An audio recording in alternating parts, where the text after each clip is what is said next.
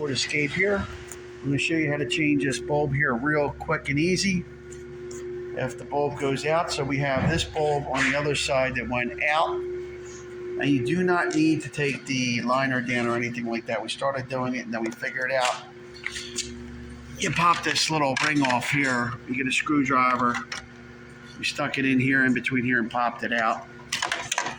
And then if you look in there, there's two 8mm bolts that hold it in, or 7mm. And we're going to take them out and then change the bulb. This is really helpful because we thought we were going to have to take the whole bumper down, but it's really simple.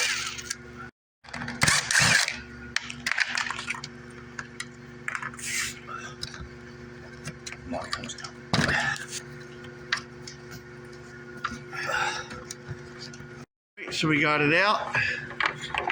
There's your bulbs. We already pre-took it out.